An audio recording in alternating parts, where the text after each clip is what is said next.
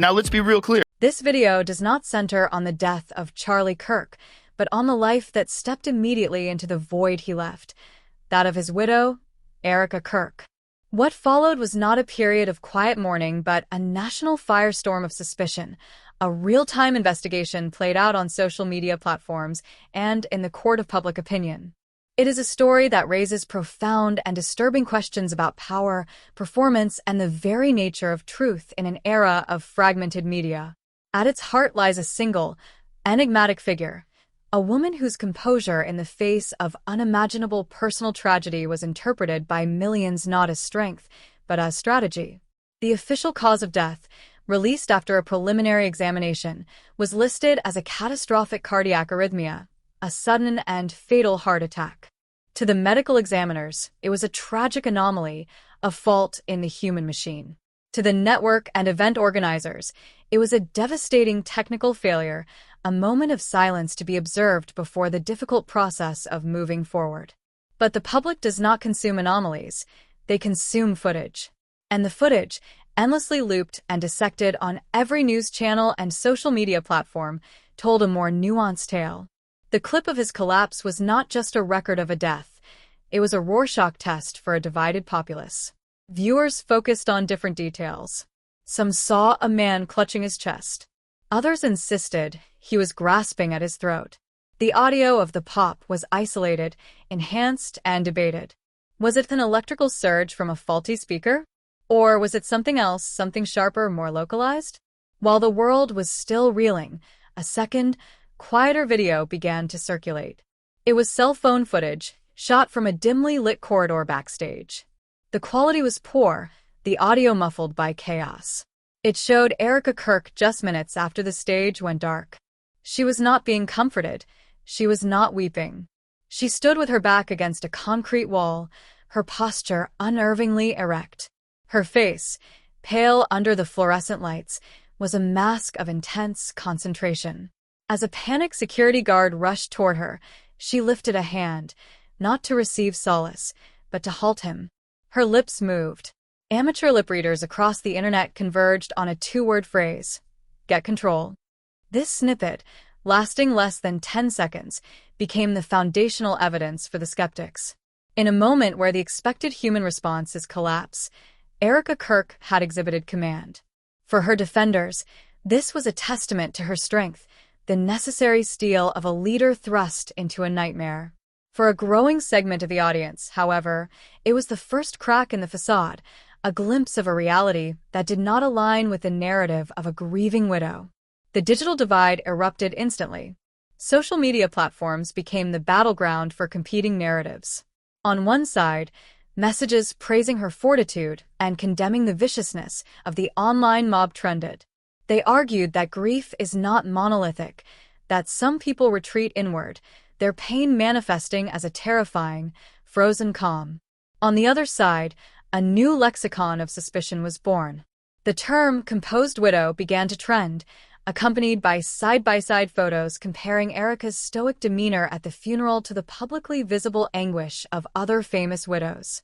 The phrase step-forward widow was coined, painting a picture of a woman whose humanity had been programmed out of her, leaving only a cold, efficient shell. The questions were blunt and brutal. Why weren't there tears? Why did she look more like a CEO entering a boardroom than a wife burying her husband? The conversation had subtly, irrevocably, shifted from mourning a loss to investigating a character. The public funeral was a somber, televised event. Charlie Kirk was eulogized as a patriot, a warrior for his cause. Erika Kirk sat in the front row, dressed in a stark, impeccably tailored black dress. Her eyes were hidden behind dark sunglasses, but her posture was, once again, perfectly composed. She did not dodge the camera's gaze. She seemed to stare through it. When she stood to accept condolences, her handshakes were firm, her nods measured. There was no trembling lip, no handkerchief clutched in a fist. For her supporters, it was the picture of dignified resilience. For the skeptics, it was a performance of chilling perfection. Then, just 7 days after the final shovel of dirt had been turned, the board of Charlie's sprawling media empire, the Kirk Initiative, issued a press release. It was a model of corporate prose, sanitized and efficient. It announced that, following a unanimous vote, Erika Kirk would assume the roles of Chief Executive Officer and Chairperson, effective immediately. The release spoke of her unwavering strength, her deep institutional knowledge, and her unique capacity to steward Charlie's legacy into its next chapter. The announcement landed like a thunderclap in a silent room. The political world was stunned. The media scrambled to analyze the implications. But the most visceral reaction came from the public, for whom this move transformed suspicion into a seemingly validated theory.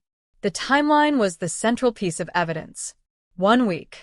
In the space of 7 days, a woman had lost her husband, buried him, and been installed as the head of his multi-million-dollar organization. The speed was breathtaking. It felt less like a succession plan and more like a pre-orchestrated protocol being activated. The notion of a grieving widow began to evaporate, replaced in the public imagination by the figure of the heir apparent. Online forums dedicated to dissecting the case exploded with activity. Commenters began to construct elaborate timelines of Erika's career. They noted that she had joined the Kirk initiative as a junior producer and, through a series of rapid promotions that coincided with her personal relationship with Charlie, had risen to become his de facto chief of staff. In the 18 months preceding his death, a quiet but significant exodus of Charlie's longest-serving and most loyal aides had occurred. The chief of staff, the head of security, his most trusted legal counsel, all had departed, replaced by individuals whose professional backgrounds were more closely tied to Erika than to Charlie. At the time, these changes were reported as internal restructuring. In the new, harsh light of retrospect, they looked like a systematic consolidation of power. A narrative began to crystallize that Erika Kirk had not merely married Charlie, she had been meticulously groomed for this very moment. The theory suggested she was a sleeper agent of sorts, not in a theatrical espionage sense, but in a corporate and ideological one. Was she positioned by a rival faction to infiltrate and ultimately assume control of one of the most powerful conservative platforms in the country? The idea was sprawling, almost fantastical, but it provided a framework that explained the otherwise inexplicable: the composure, the preparedness, the immediate and unchallenged ascension. The question was no longer if she was involved, but how deep her influence truly ran, and for how long it had been planned. The catalyst that transformed this online murmur into a mainstream roar came from an unexpected quarter: the world's most popular podcast. Joe Rogan, in a wide-ranging discussion, turned his attention to the Kirk case. His tone was not accusatory, it was inquisitive, a mirror he held up to the public's own unease. He remarked on the strangeness of it all, noting Charlie's known vitality and the bizarre nature of an onstage collapse. Then he focused on Erika. "I'm not saying anything," he said, his voice dropping into a familiar, conspiratorial register. "But have you seen her? It's like she went to a funeral and then straight to a board meeting. It's unsettling." But it was his next comment that detonated the story. "And I've been hearing things from people who were there.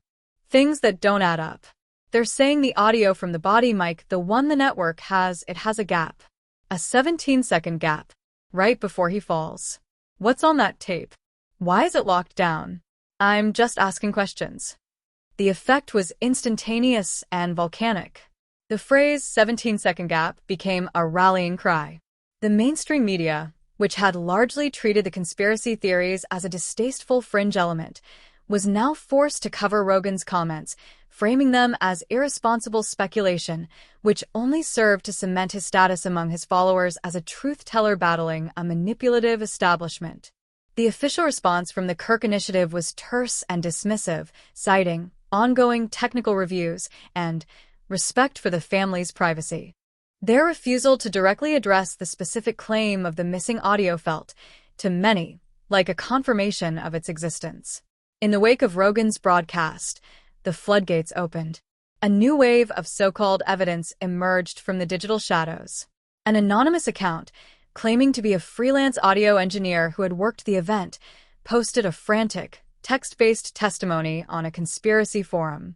This individual claimed that the pop was not on the master soundboard recording, but it was present on a single, isolated microphone channel, the one assigned to a stage-left monitor that was positioned directly behind Charlie Kirk. This person also alleged that the gap in the body mic audio was not silence, but had been deliberately edited out, and that the raw file contained sounds of scuffling and a muffled cry before the thud of Charlie's body hitting the stage. These claims were impossible to verify. The account was deleted within hours. But the story was out, replicating across 1,000 different platforms, gaining the sheen of truth through repetition.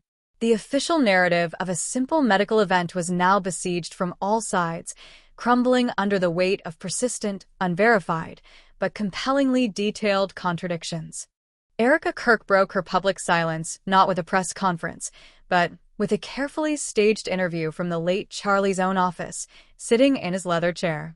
She addressed the rumors with a tone of weary magnanimity. She expressed sadness at the public's need for a villain, understanding the confusion in such a turbulent time. She spoke of her love for Charlie, of her dedication to his work. And then she delivered the line that would, once again, split public opinion down the middle. "I forgive the doubters," she said, her eyes glistening for the first time, though no tear fell. "I forgive the people who spread these vicious lies. Holding on to anger only poisons your own soul. My mission is too important for that." For her supporters, it was a moment of transcendent grace, a biblical turning of the other cheek that showcased her moral and emotional superiority. For the skeptics, it was the ultimate manipulation, a preemptive strike that framed any future criticism as a personal sin requiring her forgiveness. It was not an explanation, it was a strategic moral high ground from which she could dismiss all further inquiry. The interview did not quell the suspicion, it refined it. The debate was no longer about what she did, but about who she was. Was she a saint or a sociopath? A grieving widow or a brilliant, calculating manipulator? The mystery of Charlie Kirk's death and Erika Kirk's subsequent rise has evolved into something far greater than the sum of its parts. It is no longer just a story about a single event. It is a cultural parable for our times. It reflects a deep and pervasive crisis of faith in official narratives, a chasm of trust between the public and the institutions that are supposed to inform them. It demonstrates the power of decentralized investigation, where millions of amateur sleuths can collectively challenge a monolithic story, for better or worse. It is a stark lesson in the court of public opinion, where perception is reality and emotional resonance often trumps verifiable fact. Erika Kirk has become an icon, but an icon of what remains fiercely contested. To some, she is a symbol of resilient leadership, a woman who turned personal catastrophe into purpose.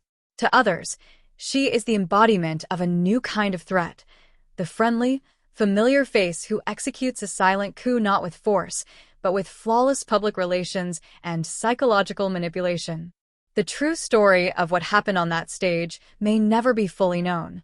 The 17-second gap may remain forever silent. The real enigma is not the death, but the life that so seamlessly filled its space. The questions hang in the air, heavier with each passing day. What is the true source of Erika Kirk's unshakable composure? Was it born of love and strength, or of a cold, predetermined design? The investigation continues, not in police precincts or coroner's offices, but in the living rooms and on the screens of a captivated and deeply divided public. The story is far from over. In many ways, it has only just begun.